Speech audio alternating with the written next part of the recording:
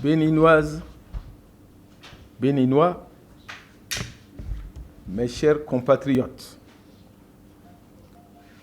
pour la 6e fois consécutive, depuis l'avènement du renouveau démocratique dans notre pays, nous sommes appelés aux urnes demain dimanche 6 mars 2016 pour porter notre choix sur celle de nos concitoyennes ou celui de nos concitoyens qui aura la lourde charge de présider aux destinées du Bénin au cours des 5 prochaines années. Ainsi, environ 4 700 000 électeurs béninois vivant à l'intérieur et à l'extérieur du territoire national départageront les 33 candidats en lice pour ce scrutin présidentiel. À la veille de la tenue de cet événement majeur, je voudrais, au nom de la Sénat, exprimer toute notre gratitude à tous ceux qui ont contribué à son organisation. Je pense notamment au gouvernement du Bénin et à ceux des pays amis, aux acteurs de la classe politique, de la société civile et des médias, ainsi qu'aux partenaires techniques et financiers de notre pays. À ces remerciements, je voudrais associer les groupes des observateurs internationaux pour leur soutien et leurs conseils avisés.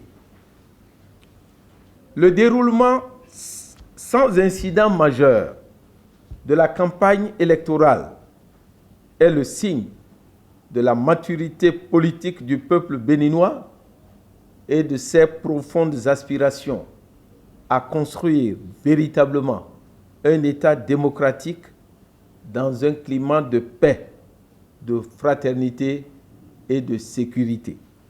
C'est l'occasion de féliciter toute la classe politique et en particulier toutes les candidates et tous les candidats qui, durant ces 15 derniers jours, se sont dans l'ensemble inscrits dans cette dynamique en faisant preuve de tolérance, de fair play et de responsabilité. Mes chers compatriotes, voici venu pour nous le moment tant attendu pour un nouveau rendez-vous avec l'histoire, ou plus exactement, avec notre destin.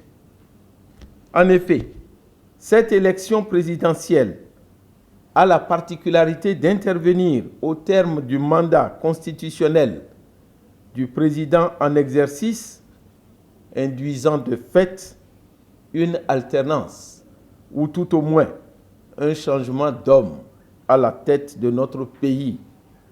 Et c'est en cela qu'il s'agit d'un tournant important dont chacun de nous doit en mesurer la portée pour l'avenir de notre commune patrie, le Bénin, qui, pour ainsi dire, est à la croisée des chemins. De ce point de vue, une seule alternative s'offre à nous. Soit nous nous inscrivons dans la logique des précédentes élections présidentielles avec comme souci le renforcement de notre démocratie, la préservation de la paix sociale et de la concorde nationale, ou alors nous tournons le dos à ces valeurs au risque d'engager notre pays sur la voie de l'aventure.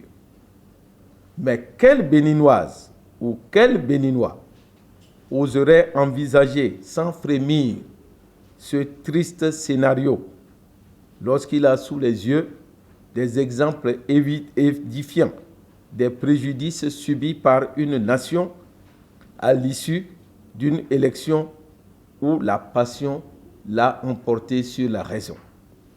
C'est pourquoi, en dépit des insuffisances liées à l'organisation de ce scrutin et notamment en ce qui concerne la distribution des cartes d'électeurs, nous devons donc éviter de commettre l'irréparable en nous abstenant de tenir des propos ou de poser des actes de nature à compromettre ce que je considère comme essentiel, à savoir la sauvegarde de la paix sociale, de l'unité et de la cohésion nationale. Faisons de ce scrutin une fête de la démocratie, en n'oubliant jamais que nous sommes tous des enfants d'un même pays, condamnés à vivre ensemble et à partager un même destin. Il reste bien entendu que la garantie du maintien de ce climat de paix et de fraternité est subordonnée à la qualité de cette élection qui se décline pour nous en termes d'organisation efficace et de transparence. En ce qui concerne l'organisation, je puis donner l'assurance à chaque électeur que la Sénat s'est appliquée à prendre les dispositions nécessaires pour la disponibilité du matériel électoral dans les différents postes de vote, aussi bien à l'intérieur qu'à l'extérieur du territoire national. Je sais que la grande difficulté porte sur la non-disponibilité des cartes électorales pour certains de nos concitoyens. Il s'agit là d'une situation regrettable dont la Sénat n'est pas comptable.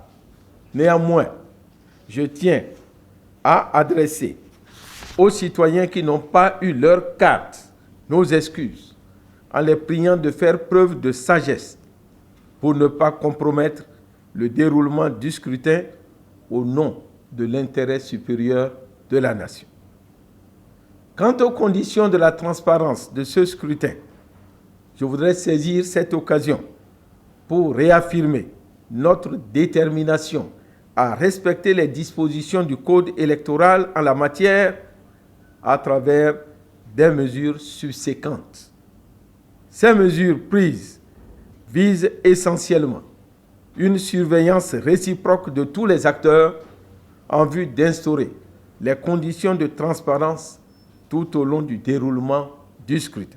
Ainsi, chaque représentant de candidat sera admis sans entrave dans les postes de vote et devra exiger à l'issue du scrutin une copie du procès-verbal et de la feuille de dépouillement.